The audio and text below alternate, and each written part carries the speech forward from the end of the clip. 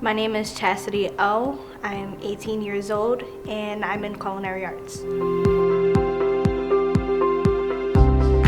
When I first came to Job Corps and I explored the culinary arts program, they actually went above and beyond my expectations.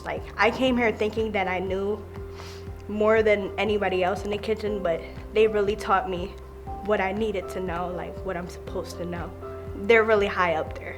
Better than I know I'm from Philly, so they're better than any Philadelphia culinary schools. My favorite recipe is actually wing sauces. I love to explore different sauces for wings. If you're thinking about coming to Job Corps, my best advice that I can give you is Job Corps is what you make of it. If you come in with a positive attitude, you'll get positive out of it. What I tell myself so I stay positive is this is gonna help my future. This is gonna open more doors and expand my possibilities in life.